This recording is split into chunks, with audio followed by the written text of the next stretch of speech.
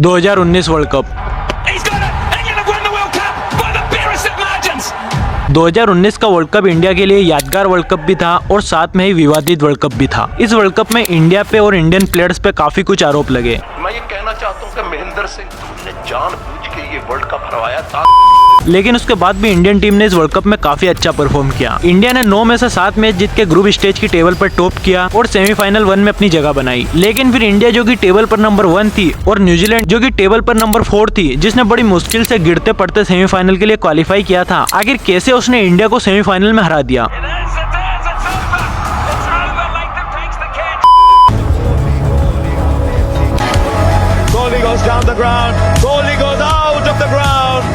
India की 2019 के world cup की कैंपेन टीम सिलेक्शन से शुरू होती है और यहीं पर एक विवादित किस्सा हो जाता है। वर्ल्ड कप के लिए इंडिया की टीम एकदम कंप्लीट लग रही थी, लेकिन एक समस्या थी। टीम में नंबर 4 के लिए कोई भी प्लेयर फिट नहीं बैठ रहा था। इंडिया टीम पिछले 2 सालों से लगी हुई थी किसी अच्छे प्लेयर को नंबर 4 पे फिट करने के लिए, और इसमें उन्हें 3 प्लेयर मिलते हैं, अंबती रायडू, विजय शंकर एंड ऋषभ पंत। और इन 3 में से अंबती रायडू को सबसे ऊपर रखा जाता है। कहा जा रहा था कि अंबती रायडू ही इंडिया टीम के लिए वर्ल्ड कप खेलने जाएंगे, लेकिन फिर अनएक्सेप्टेडली अंबती रायडू की जगह पर विजय शंकर को सिलेक्ट कर लिया जाता है। और रीजन ये दिया जाता है कि विजय शंकर 3D प्लेयर है और इंग्लैंड जैसी कंडीशन पर विजय शंकर ज्यादा बेहतर रहेंगे। इस डिसीजन के चलते इंडियन सिलेक्शन कमेटी को काफी ट्रोल किया जाता है और काफी हेट भी किया जाता है। खैर ये सब भूल के इंडिया वर्ल्ड कप का पहला मैच खेलती है, जो कि साउथ अफ्रीका के खिलाफ होता है, और रोहित शर्मा की 122 रन की ब्रिलियंट नॉक की वजह से इंडिया ये मैच इजीली जीत जाती है। फिर इंडिया का अगला मैच ऑस्ट्रेलिया के खिलाफ होता है और ये मैच भी इंडिया बहुत इजीली जीत जाती है। फिर इंडिया का अगला मैच न्यूजीलैंड के खिलाफ होता है, लेकिन बारिश के चलते ये मैच रद्द कर दिया जाता है। फिर इंडिया के अगले 3 मैच पाकिस्तान, अफगानिस्तान और वेस्ट इंडीज के खिलाफ होते हैं और ये 3 मैच भी इंडिया बहुत इजीली जीत जाती है। यानी कि इंडिया टीम ने अभी तक 6 मैच खेले थे, जिसमें से 5 जीते थे और 1 का रिजल्ट नहीं आया था। मतलब अभी तक कोई भी टीम इंडिया को इस वर्ल्ड कप में हरा नहीं पाई थी। फिर इंडिया का अगला मैच इंग्लैंड के खिलाफ होता है और इस मैच का सिनेरियो कुछ इस प्रकार से होता है कि अगर ये मैच इंडिया जीत जाती है तो इंग्लैंड की जगह पर पाकिस्तान के सेमीफाइनल खेलने के चांसेस ज्यादा हो जाते हैं। यानी कि इस मैच में पूरा पाकिस्तान इंडिया को सपोर्ट करता है, लेकिन फिर ये मैच इंडिया हार जाती है और यहीं पर एक और विवादित किस्सा हो जाता है। कई क्रिकेट एक्सपर्ट यहाँ पर ये कहते हैं कि इंडिया ने ये मैच जानबूझकर हारा ताकि पाकिस्तान सेमीफाइनल के लिए क्वालिफाई ना कर पाए और टूर्नामेंट से बाहर हो जाए। और इंग्लैंड के ही प्लेयर बेन स्टोक्स ने भी यह कहा था कि इंडिया अगर चाहती तो ये मैच जीत भी सकती थी, लेकिन इंडिया ने यह मैच जानबूझकर हारा। स्टोक्स ने अपनी किताब में लिखा है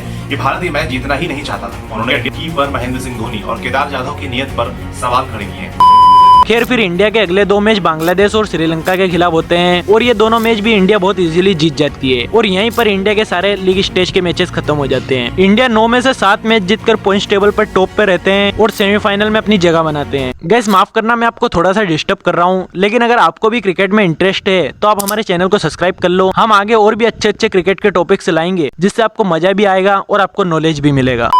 इंडिया ने सेमीफाइनल के पहले तक सभी टीमों को एक तरफा डोमिनेट किया और इंडिया के कई प्लेयर्स अपने रेड हॉट फॉर्म में भी खेल रहे थे, लाइक रोहित शर्मा। रोहित शर्मा उस वर्ल्ड कप के टॉप स्कोरर थे। उन्होंने सिर्फ 8 मैच में 647 रन बना दिए थे विद द एवरेज ऑफ 92। और उनके बाद विराट कोहली, जिन्होंने 442 रन बनाए थे विद द एवरेज ऑफ 67। और अगर बॉलर्स की बात करें तो बुमराह ने 8 मैच में 17 विकेट लिए थे और शमी ने 14 विकेट लिए थे, वो भी सिर्फ 4 मैच में। इसी प्रकार इंडिया के हर प्लेयर के कॉन्ट्रीब्यूशन की वजह से इंडिया उस वर्ल्ड कप की फेवरेट मानी जा रही थी। सेमीफाइनल 1 में इंडिया वर्सेस न्यूजीलैंड का मैच होता है और यहाँ पर न्यूजीलैंड टॉस जीतकर बैटिंग का फैसला करती है। फिर भुवनेश्वर कुमार की अच्छी बॉलिंग की वजह से इंडिया न्यूजीलैंड को 239 रनों पे रोक देती है। फिर इंडिया के ओपनर इस 240 के टारगेट को चेस करने के लिए आते हैं और सभी को यही लगता है कि इंडिया इस टारगेट को इजीली चेस कर लेगी, क्योंकि रोहित शर्मा बहुत खतरनाक फॉर्म में थे। अगर रोहित शर्मा उस दिन 15-20 ओवर भी खेल जाते तो उस मैच का रिजल्ट कुछ और होता, लेकिन मैट हेनरी दूसरे ही ओवर में रोहित शर्मा को आउट कर देते हैं। उसके बाद विराट कोहली आते हैं और अगले ओवर में वो भी वापस चले जाते हैं। बोल्ट उनको LBW कर देते हैं। फिर अगले ओवर में वापस मैट हेनरी आते हैं और राहुल का विकेट ले जाते हैं। उसके बाद डीके और ऋषभ पंत के बीच थोड़ी सी पार्टनरशिप होने ही लगती है कि फिर से मैट हेनरी आ जाते हैं, या फिर यूं कहें कि मादरचोद हेनरी आ जाते हैं और दिनेश कार्तिक का विकेट ले लेते हैं। उसके बाद फिर ऋषभ पंत और हार्दिक पांड्या ये दोनों भी आउट हो जाते हैं। इंडिया का स्कोर होता है 97 पे 6, यानी कि पूरा कंट्रोल न्यूजीलैंड के हाथ में चला जाता है। लेकिन फिर सर जडेजा की एक ब्रिलियंट नॉक आती है और जडेजा वापस इंडिया को गेम में ला देते हैं। और गाइस अगर मैं यहाँ पर अपना ओपिनियन रखूं तो मुझे ऐसा लगता है कि जडेजा की 1 नॉक उनके करियर की बेस्ट नॉक थी। और यहाँ पर जडेजा को धोनी का भी सपोर्ट मिलता है, जिसके चलते इंडिया का स्कोर होता है 208 पे 6। और अब इंडिया को जीतने के लिए 15 गेंदों पर 34 रन चाहिए होते हैं। लेकिन यहाँ पर फिर से एक ट्विस्ट आ जाता है, यहाँ पर जडेजा का विकेट गिर जाता है। यानी कि अब सब कुछ धोनी के हाथों में था। इंडिया को जीतने के लिए 2 ओवर में 31 रन चाहिए होते हैं और धोनी 49वें ओवर की पहली ही गेंद पर एक लंबा छक्का मारते हैं। यानी कि अब इंडिया को 11 गेंदों पर 25 रन चाहिए थे। मतलब अब मैच 50-50 हो गया था, कोई भी टीम इस मैच को जीत सकती थी। और फिर यहाँ पर एक और ट्विस्ट आ जाता है, धोनी रन आउट हो जाते हैं